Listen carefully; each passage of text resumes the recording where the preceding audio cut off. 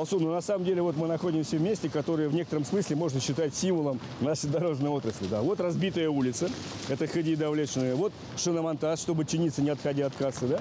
Потому что миллион лет этим ямам. И все это происходит на глазах главного офиса федеральных дорожников. Знаешь, Росавтодор с тобой поспорит и скажет, что это же не федеральная трасса. У нее есть свой хозяин, пусть он ее и чинит. Ну, я не я, лошадь не моя, но какая-то профессиональная гордость должна же быть. Ну, привезите вы пару КАМАЗов асфальта, ну, заделайте, чтобы не так стыдно было. Руслан, а потом их будут обвинять в нецелевом использовании этого КАМАЗа и асфальта. Вот хозяина нет, поэтому каждую весну у нас одно и то же. Хозяин, может, и есть, но он какой-то не хозяйственный. Никогда не знаешь, вот где ты пробьешь колесо, в какую лужу, да, либо оставишь вообще угробишь подвеску. Вот самое время поговорить вообще на самом деле о ямочном дорожном ремонте. Как раз наш коллега Эмиль Тимашев проехался по Уфимским улицам и готов поделиться своими впечатлениями. Правда, половину из них придется запикать. Давай посмотрим, обсудим. Ямы весной, к сожалению, дело привычное, и как бы дорожники не старались, избавиться от них раз и навсегда пока не получается. Причем проблема это не только городская. На трассе, где одна такая яма может нести куда более серьезную опасность, они тоже встречаются. Вот оно то самое злополучное место. Когда уфимец Кирилл Васильев увидел на скорости вот эту картину, дорогу, изрытую ямами, было уже поздно. Удар был такой силы, что прогнулись диски на колесах. Мы влетели в эти ямы.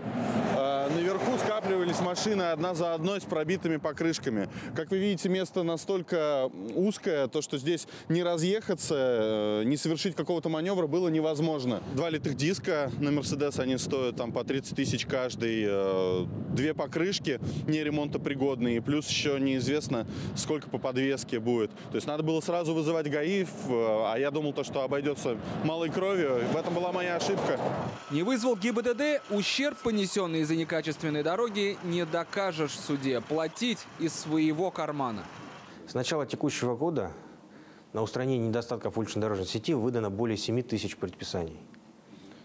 Привлечены к ответственности более 300 должностных лиц. Водитель возмущен. Федеральная трасса М5, участок возле Шамонина. Оживленный, но никаких знаков о плохом состоянии дорожного полотна нет. Сразу после случившегося хозяева дороги, компания Росавтодор, заплатки на полотне поставили, но, кажется, сомнительного качества. На сегодняшний день дефекты верхнего слоя покрытия устраняются в установленные нормативные сроки по мере их выявления. Вместе с тем учреждением совместно с исполнителем определены участки, требующие восстановления изношенных верхних слоев покрытия и приведены в готовность асфальтобетонные заводы.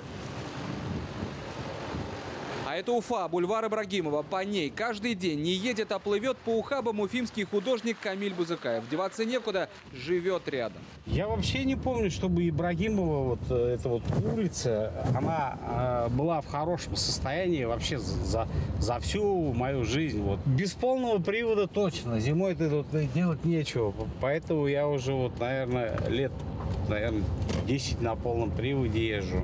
Потому что я понимаю, что состояние дорог не улучшается. Вот и карикатуру нарисовал. Проезжая часть, словно морской порт с волнами ямами. Обещает при встрече властям города подарить, напомнить. Может, чиновники по ней тоже избегают ездить, как и остальные водители. Кошмар, полнейший кошмар. Я не знаю, когда его вообще сделают. Дорожники в Башкирии сетуют, работы много. Только в прошлом году 233 тысячи ям заделали в республике, заявил исполняющий обязанности министра транспорта и дорожного хозяйства региона Виктор Жульков. В этом году дефектов пока насчитали меньше, но оцифровка продолжается. К 15 июня исполняющий обязанности министра обещает, ни одной ямы не останется. Не только на количество, но и на качество ремонта ям необходимо обращать внимание, заявляет эксперт ОНФ Фарид Насыров. Он считает, что хорошо залатанное полотно может прослужить долго, но идеальной работы он давно не встречал. То есть мы уже видим 2 нарушения. Значит, это необмазанные края, необмазанное основание, и кроме того, основание имеет разуплотненный вид. На такое покрытие оно отлетит буквально через 2-3 дня. Плохие дороги можно обсуждать круглый год, но весной у этой темы особое обострение – ямы. Для коммунальщиков и дорожников весна – особое время года, когда после снега обнажается дорожное покрытие, а вместе с ним зачастую ямы и колдобины. Сколько бюджетных денег ежегодно съедает латание дыр? И как контролировать соблюдение технологий?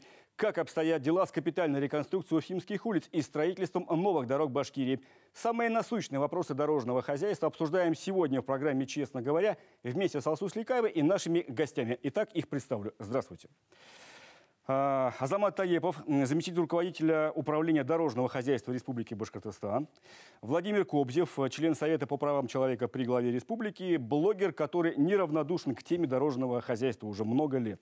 Рустем Хамитов, начальник управления коммунального хозяйства и благоустройства города Уфы.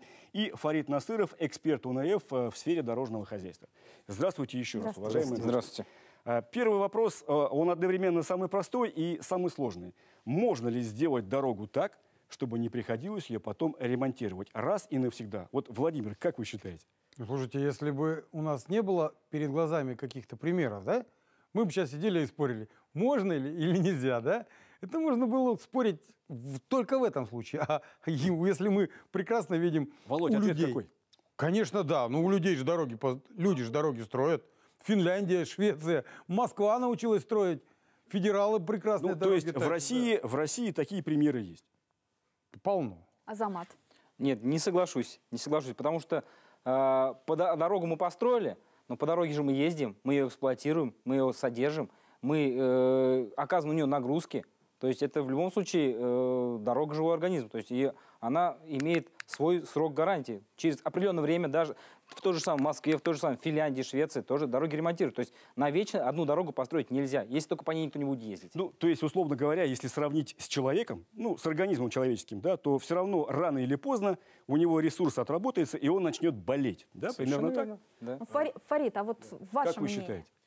Ну, в данном вопросе, в принципе, все регулируется нормативными документами. В частности, есть такое понятие межремонтный срок.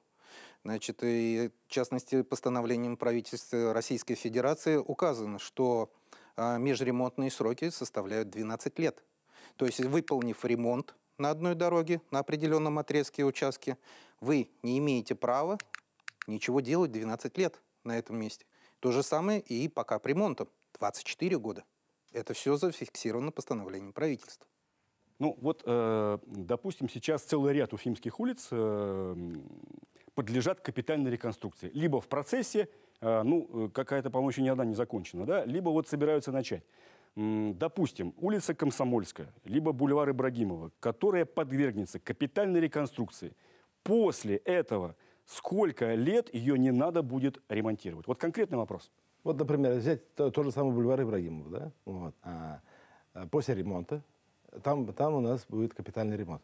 Когда начнется, когда закончится? В этом году начинается и в следующем Уже году... в этом году начинается? Да, в этом году начинается и в следующем году заканчивается. Так. Да? Вот. Сколько? После него, через 24 года, в течение 24 лет нельзя заходить туда капитальным ремонтом. Вот. Нельзя заходить туда ремонтом. Но от интенсивности движения будет зависеть, через какое время потребуется заменить верхний слой. Ну, верхний слой – это слой Через износа. сколько потребуется заменить верхний слой? Ну, по нормативам, опять же. В среднем по городу Уфе у нас 5 лет. В понимании простого человека они уверены, мы все уверены в том, что дороги у нас постоянно ремонтируются в одних и тех же местах, и они быстро выходят из строя, потому что строители, дорожники не соблюдают технологии производства. Потому ну, что вот потому. Есть такой стереотип. Сейчас, Володь. Вот это соответствует действительности? Ну, в данном не совсем так. Можно построить, что дорога продержится гарантийный срок, а потом развалится. А можно построить так, что она и будет долго стоять. Все же зависит...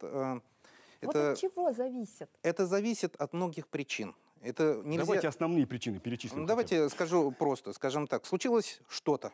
Это не бывает какая-то одна причина. Это бывает совокупность причин. Первая причина – это может быть ошибка проектирования. Это, во-первых. Второе, значит, это может быть неправильно оценена ситуация. Неправильно, что нужно было здесь в итоге сделать. Может быть, там в этой, допустим, колея. От чего может образоваться колея? Она может первообразоваться от некачественного покрытия, значит, она может образоваться от слабого основания, значит, ну, может быть, строитель хорошо сделал, попала вода под покрытие, то есть плохое содержание, пожалуйста, вам основание просело. Вот вам, пожалуйста, хотя бы я назвал 3 минимальных. На самом деле совокупности будет очень много. Да, то есть неправильно, допустим, рецептура асфальта.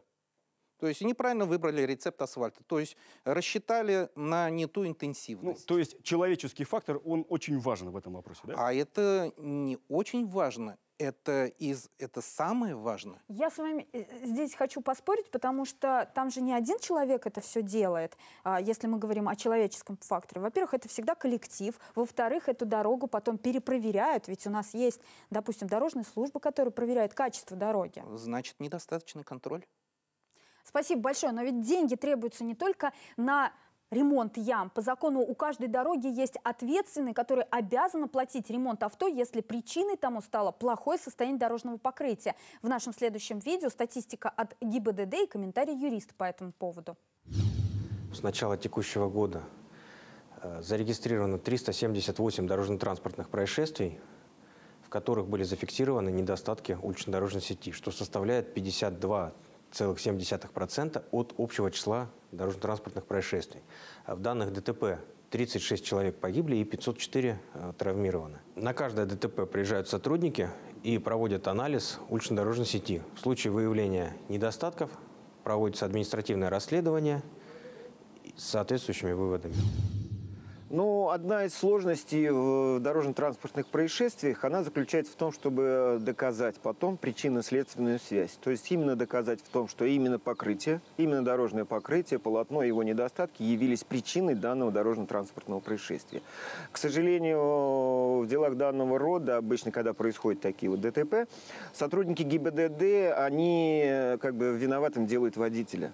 Дальше есть такие, к сожалению, в законодательстве моменты, когда закон перекладывает с баланса держателя вину в соответствии с заключенными договорами на организацию, которая содержит эту дорогу и ремонтирует. Там есть четкие установки, там вплоть до миллиметров. Если, например, повреждение дорожного покрытия больше определенной глубины, то уже это организация. Если нет, то и это организация. Это тоже очень такой важный момент, который устанавливается потом в суде, вплоть до того, что иногда там, понимаете, вот именно идет сдвигание ответственности с одной организации на другую. У нас фактически все любые ямы, любые неровности на дороге – это чьи-то жизни и судьбы, грубо говоря. А судьбы, в том числе детей, которые до родителей, если не доедут до дома, не дай бог. Поэтому я считаю, что дороги – это один из важных факторов. Хорошие дороги – это хорошая жизнь и хорошая локация, и хорошее продвижение. Вот мое мнение такое. Понятно, что у каждой дороги есть свой ответственный, свой условный хозяин. Рустем, скажите, пожалуйста, сколько вот денег заложено, скажем, в муниципальный бюджет Уфы вот на ямочный ремонт? Ну, на этот год заложено порядка закупить 38 тысяч тонн асфальтобетонной смеси. 38 тысяч тонн? Да. Ну, вот. Это порядка 120 миллионов рублей. 118-120. Этого достаточно? Этих денег будет достаточно для того, чтобы залатать все ямы? Вот по прошлому году, тоже могу пояснить, да, по прошлому году тоже выделялась определенная сумма, вот, не хватило данной суммы на ямочный ремонт, добавили. Азамат, то, что касается той сферы, которую курируете вы. На трассах республиканского значения и даже на федеральных трассах тоже есть ямы, есть колдобины. Есть серьезные недостатки дорожного покрытия, которые, к сожалению, приводят к человеческим жертвам и крупным авариям. Что с этим делать? В рамках реализации нацпроекта БКД у нас предусмотрено приведение в нормативное состояние наших дорог Республики Башкортостан, регионального межмуниципального значения, и дорог агломерации, то есть те дороги, которые входят в Уфимскую и Стерлитамакскую агломерацию. То есть в рамках нацпроекта ямочный ремонт не проводится. Это понятно. Да. Это не проводится. То есть только ремонт, капитальный ремонт, реконструкция, стройка. На этот год выделено 6 миллиардов рублей на ремонт, капремонт. Это серьезная сумма. Ее будет достаточно? В рамках тех параметров, которые мы должны достичь на этот год, это достаточно. Часто очень жалуются жители, что ремонт происходит в городе Уфе в одних и тех же местах. ремонт ям.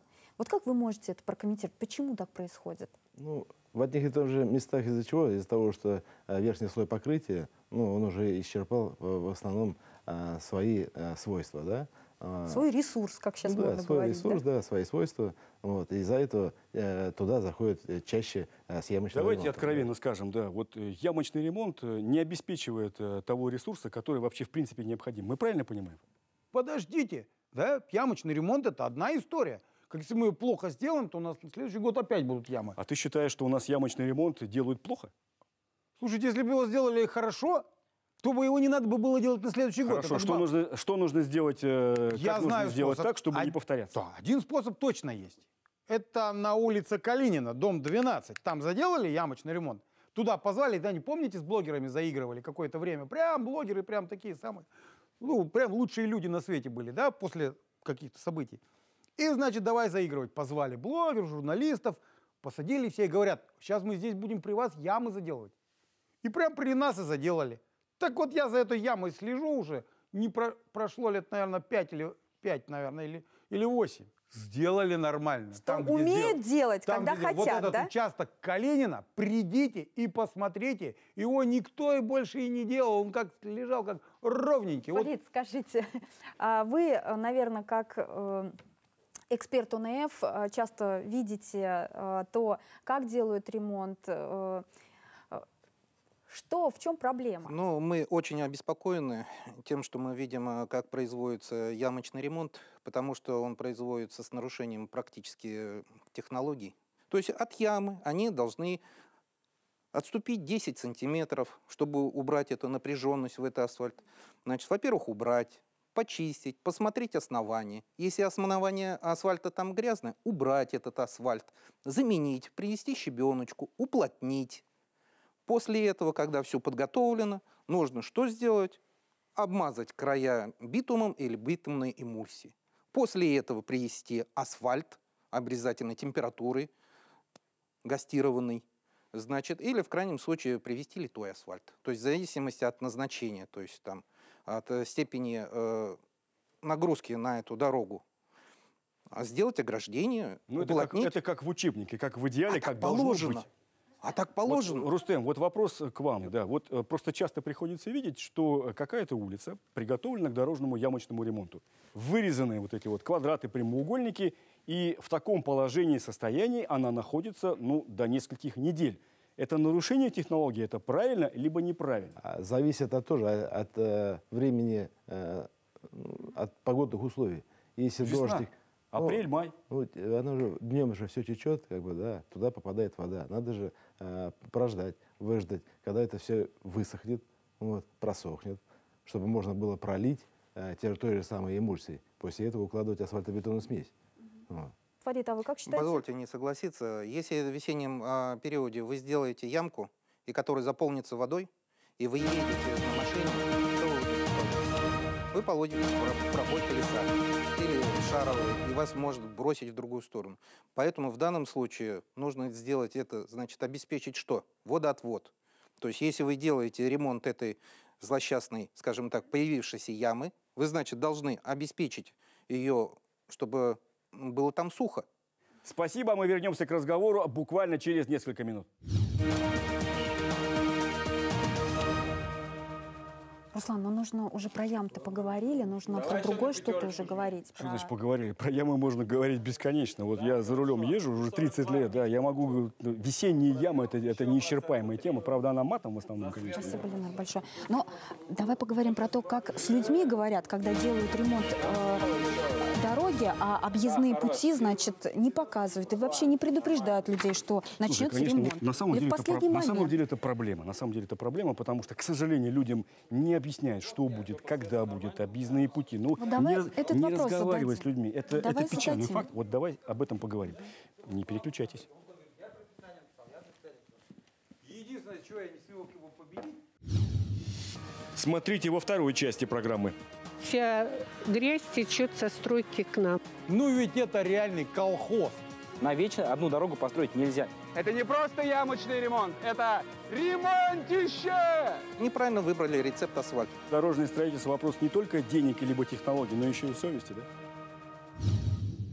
В эфире БСТ, программа «Честно говоря». Сегодня мы обсуждаем весеннее обострение дорожной темы – ямы. Сколько их можно латать в одних и тех же местах и когда будут строить так, чтобы не ремонтировать? Ну, видимо, АЛСУ уже в следующей жизни. Ремонт дороги, особенно долгожданный, это, конечно, хорошо, но доставляет большое неудобство для передвижения. У местных автовладельцев и даже пешеходов, а все они вместе участники дорожного движения, есть свои рациональные предложения. Посмотрим, обсудим. Ремонт улицы Комсомольской в Уфе поражает поистине комсомольским размахом. Всюду тракторы, экскаваторы, строители и строительные материалы. Вот именно так сейчас выглядит улица Комсомольская. С одной стороны огромные горы песка, и с другой стороны глубокие вырытые канавы. И повсюду строительная техника. Это не просто ямочный ремонт, это ремонтище! Результата местные жители ждут впечатляющего. Почти 4 километра удобной дороги дублера проспекта Октября без ям и ухабов на несколько десятилетий вперед. Но вот уже 2 года водители ездят по бездорожью. Спина устает очень сильно каждый день кататься по этой так называемой дороге. Вообще, насколько дорога, скажем, приспособлена вообще для езды? Абсолютно не приспособлена. Как вам вот это вот сейчас строительство? Надоело уже с прошлого года все это. Вот расскажите. Просто долго очень это делать. Неужели быстрее нельзя это сделать? Вроде зимой как бы здесь не закопать было, но зачем было раскапывать до зимы? Реконструкция улицы Комсомольской в рамках нацпроекта «Безопасные и качественные дороги» идет уже 3-й год. Что было сделано за это время, сказать сложно. Власти города признались, что проект застопорился из-за проблем с ливневкой. Открыть дорогу обещают к концу года. Наша задача просто копаем и трубы ставим. Колодцы вот ставим. А остальное это все Дортранс сам занимает. А, Дортранс. Да. То есть 2-3 дня и трубы уже будут уложены и все закопано. Да, да. То есть мы как положим, и они за нами это засыпают. Альберт Дусеев не зря носит звание лучшего таксиста Уфы. Он победил в местном конкурсе, знает, как объехать любую пробку и на какой дороге поджидает ямы. Глядя на ремонт транспортной развязки на Заки-Валиди, на которой ежедневно собираются длинные очереди из спешащих машин, готов поделиться знаниями с чиновниками, которые создавали для него объездные движения. Развязка на Валиди, которая, да? Ну, что сказать, мы-то таксисты знаем пути объезда. Да, люди не все знают. Не очень продумали они вот эти вот объездные моменты. То есть могли бы как-то немного расширить улицу Суньяцена, то есть разгрузили бы. Октябрьскую революцию очень сильно бы разгрузили. Сейчас она у нас стоит. Ну, дорожникам хочется, конечно, чтобы они... Хоть там, по-моему, разрешили, да, в дождь, в лужу ложить асфальт, чтобы они этого не делали, конечно. Получше, чтобы контроль был, качество асфальта, именно качество, чтобы по весне он вместе со снегом не сходил. По поводу капитальной реконструкции улицы Комсомольской. Давайте перейдем к конкретной фактуре. Да? Она осуществляется в рамках нацпроекта? Да, она делается в рамках нацпроекта. Азамат, вопросы простые. Когда началась, когда закончится и сколько еще надо терпеть? Началась в прошлом жителям этого большого микрорайона и всем, уфимцам, да, которые... Началась в прошлом году, закончится в этом году. В этом году? В этом году, да. А есть риск, что график будет сорван? Ну, общался с администрацией города Уфы, вот последнюю информацию сегодня запрашивал, рисков нет, по их словам. Как бы сейчас идет переустройство коммуникаций. То есть это процесс сложный, процесс трудоемкий, процесс, который растянут во времени. Там коммуникаций очень много. Там и ливневка, там и газ, и свет, и связь. То есть это все коммуникации надо, во-первых, с собственниками этих коммуникаций согласовать, переустройство, и потом уже сами работы приступать. Володь, что ты хотел добавить? Я недавно выкладывал, как они там Комсомольскую колхозят, да? Ну ведь это реальный колхоз. Они говорят, мы там миллиарды, и у нас это будет навсегда. Мы потому... Ребят, там стоит сливной этот, как он, большой этот вот ливневка, да? Ну мы видим, что они там ни гидроизоляции, ничего. Приехала машина, вывалила в песок, все фотки есть. Кому это интересно? Поурчали, посмеялись люди, да? Похохотали над этими чудаками, да? Это же, ну вот же, все видно, все фотки. Мне кажется, Азамату очень интересно. Вот, Володь, согласись, это такое вот обывательское восприятие дорожного строительства. Я строитель, что я не вижу, что там, ну вы понимаете, что без гидроизоляции никто это даже не то, там опалубка должна быть как минимум. Хорошо, Азамат. Владимир, хотел, что ответить, да? Хотел вопрос задать. Вот вы видите, если как строитель нарушается технология, процесс производства работ, да? А вы как-нибудь это озвучили, написали какое-то письмо, не знаю, там, в тот же самый... Вот они от меня дождутся. Я сейчас не буду сложные комбинации из пальцев делать, да? В ряде средств массовой информации были опубликованы сведения, возможно, непроверенные, да, о том, что изначально ливневка была как-то неправильно спроектирована. И поэтому сроки капитальной реконструкции улицы Комсомольской сдвинулись. Насколько это соответствует действительности? Не прокомментирую, не могу ответить на этот вопрос. Рустем, в курсе вы? Частично в курсе. Там, получается, ливневый коллектор должен был сливаться в одну точку подключения. Сейчас проект пересмотрели и переделали его в две точки подключения. Все-таки определенные моменты были. Определенные моменты были, из-за чего изменили схему ливневки, из-за того, что глубина залегания ливневки была более 8 метров. Это тоже очень глубоко, и потом у нее содержание и эксплуатация тяжеловато было. Рустем, давайте вот честно говоря, это все-таки была чья-то ошибка на стадии проектирования, которую потом пришлось на ходу исправлять? Ну, это не ошибка, это техническое решение было просто, уже переформатировано. То есть, исходя, я так понимаю, из содержания было принято решение, чтобы легче содержать его, чтобы меньше деньги тратить, было принято решение, что две точки подключения на ливневке будет.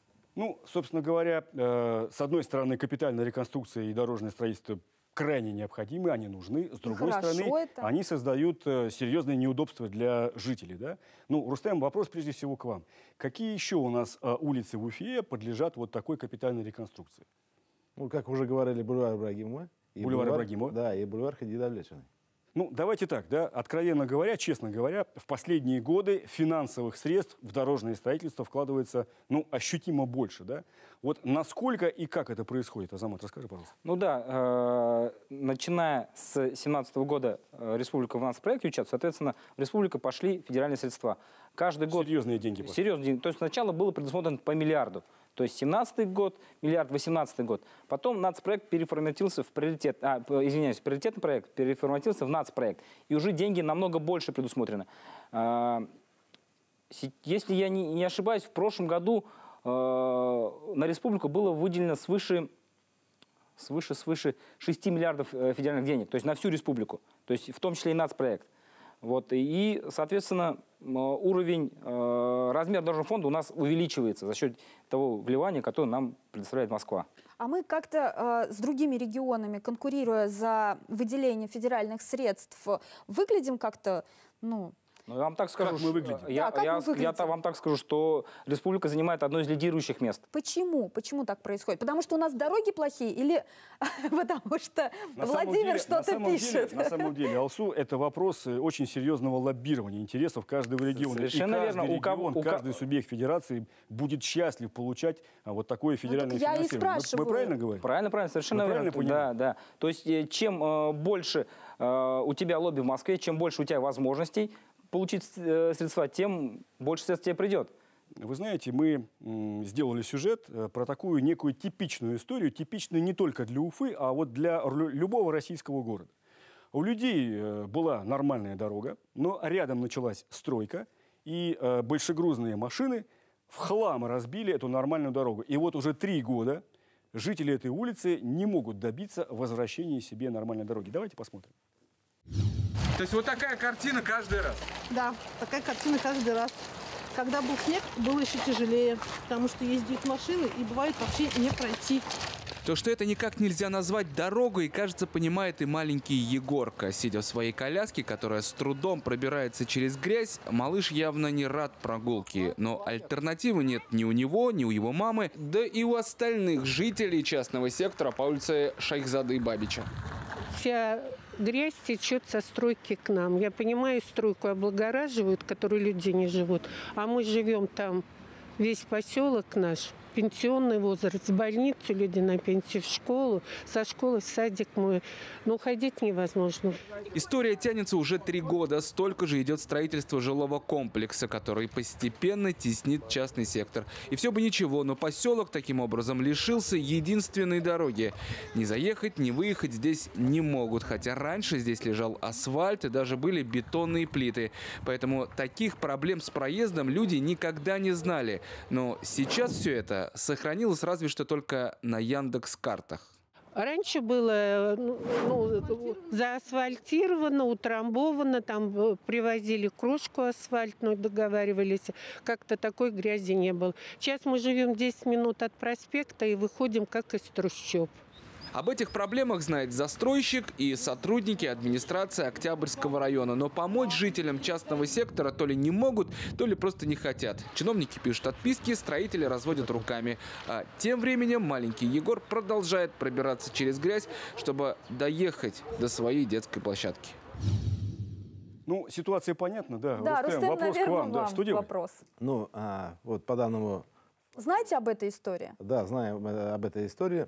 Тогда по данному фактору могу пояснить. Со строителями, с подрядной организацией строительной уже проговаривали. Вот. Все замечания, которые нарушено, где нарушено было благоустройство ихними машинами и ихней техникой, все они восстановят.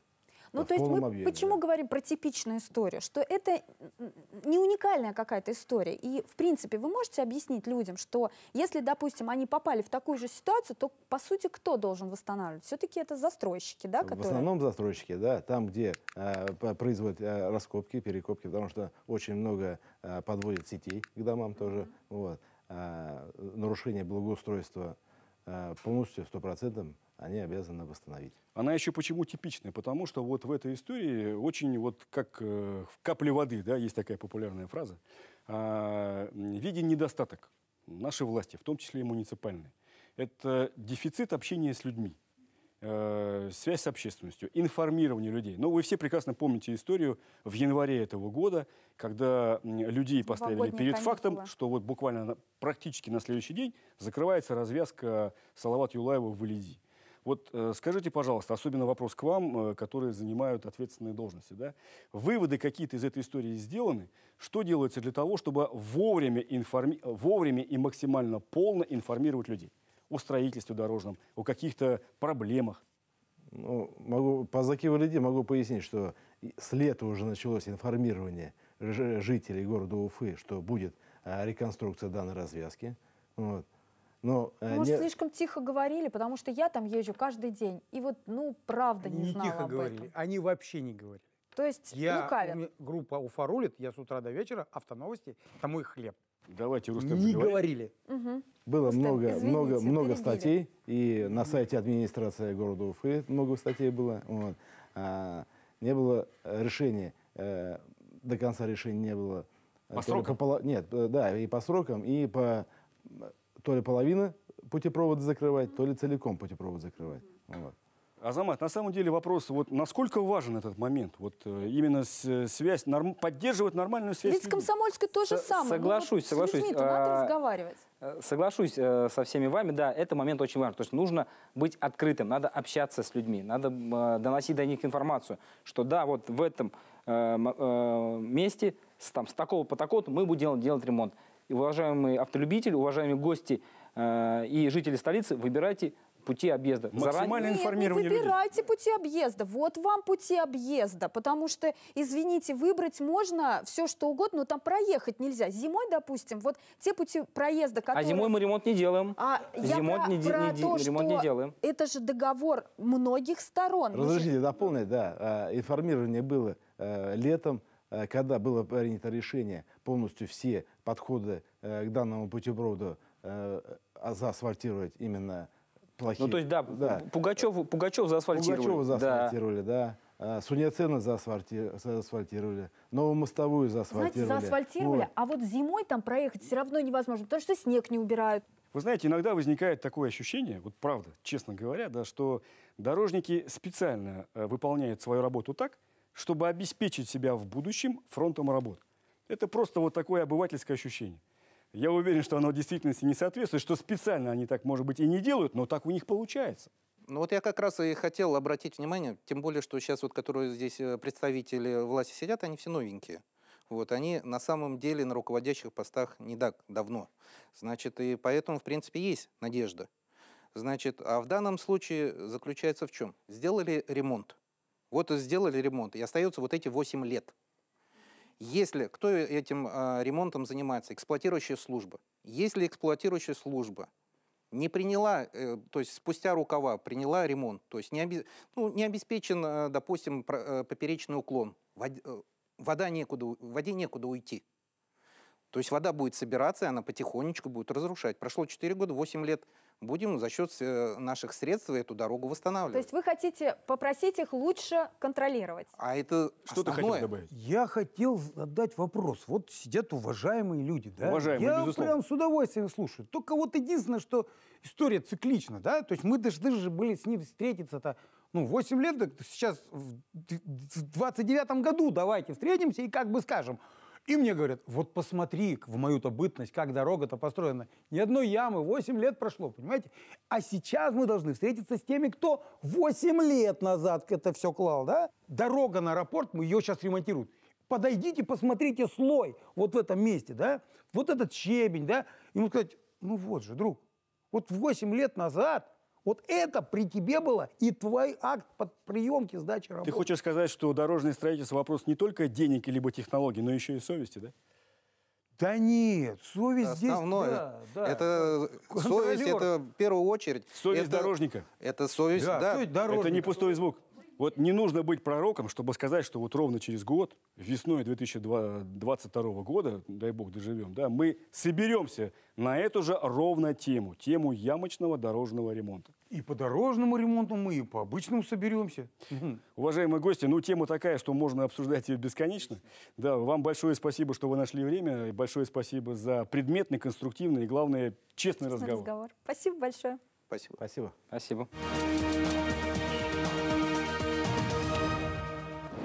Помнишь, Алсу, ровно 3 месяца назад мы в этом же месте стояли и обсуждали внезапное закрытие моста, да? Да, как обухом по голове всем сообщили тогда, так казалось, по крайней мере. Ничего же, вроде люди привыкли, видишь, стоят Руслан. в пробках спокойно. Руслан, вот как раз из-за этого я хочу сказать, что я не привыкла. Я считаю, что схему объездного движения можно было сделать лучше. Возможно, но если кроме шуток, вот в ходе работы над выпуском я в очередной раз понял для себя, что строители, дорожники, вообще технари, они об удобстве и комфорте людей при своей работе думают в последнюю очередь. Мы же для вас стараемся, потерпите немного. Год можно потерпеть, 2, но когда больше, уже терпелки не хватает. Руслан, с людьми разговаривать надо, это очевидно. И то, что я понимаю, что необходим общественный контроль. Не слезать с них, следить, как они все это делают. Ругать, если что-то делают не так. И хвалить, если есть за что. Если есть за что. Да, тебе слово.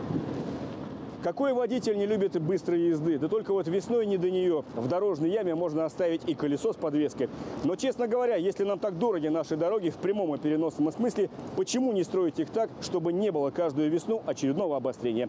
До свидания, хорошего вам пути, берегите себя и своих близких и смотрите, честно говоря, на канале БСТ и во всех соцсетях страны.